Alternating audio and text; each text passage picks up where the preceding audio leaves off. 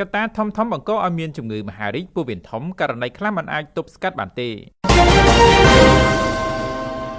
ជំងឺមហារីកពោះវៀនធំអាចកើតមានទាំងបុរសនិងស្ត្រីហើយនៅកម្ពុជាតួលេខអ្នកជំងឺនេះក៏ច្រើនដែរនេះបើតាមការដឹងពីលោកវិជ្ជបណ្ឌិត Jonathan Fu ឯកទេសវះកាត់ទូទៅនិងវះកាត់ជំងឺមហារីកពោះវៀនធំនៅប្រទេសសិង្ហបុរីលោកវិជ្ជបណ្ឌិតថាមានកត្តាសំខាន់ពីរដែលបង្កឲ្យកើតជំងឺមហារីកពោះវៀនធំក្នុងនោះមានកត្តាអាចទប់ស្កាត់បាននិងមិនអាចទប់ស្កាត់បានកត្តាមិនអាចទប់ស្កាត់បានទី1អាយុកាន់តែចាស់កាន់តែមានហានិភ័យខ្ពស់ក្នុងការកើតជំងឺមហារីកពោះវៀនធំទី2គឺហ្សែនប្រសិនបើគ្រួសារមានប្រវត្តិធ្លាប់កើតមានជំងឺមហារីកចំណែកឯកត្តាអាចទប់ស្កាត់បានពាក់ព័ន្ធទៅនឹងរបៀបរបបរស់នៅប្រចាំថ្ងៃរបស់យើងក្នុងនោះមានរបបអាហារបរិភោគសាច់ច្រើនអាហារផ្អាប់អាហារកែច្នៃប្រឈមហានិភ័យក្នុងការកើតជំងឺមហារីកពោះវៀនធំលើពីនេះការជប់បារីផឹកស្រានិងមិនចូលចិត្តហាត់ប្រាណក៏អាចប្រឈមនឹងការកើតមានជំងឺមហារីកពោះវៀនធំផងដែរចំពោះការទប់ស្កាត់មិនឲ្យកើតជំងឺមហារីកពោះវៀនធំលោកវិជ្ជបណ្ឌិត Jonathan Fu បានបញ្ជាក់ឲ្យដឹងថាយើងមិនអាចនិយាយបានថាអាចព្យាបាលឲ្យជំងឺមហារីកពោះវៀនធំជាបានទាំងស្រុងនោះឡើយ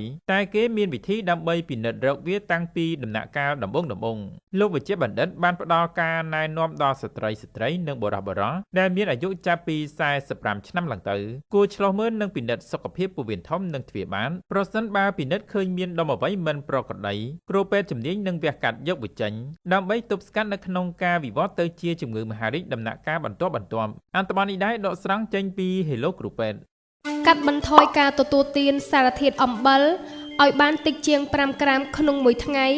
ឬប្រហែល1ស្លាបព្រាកាហ្វេចូលរួមសម្រេចគោលដៅ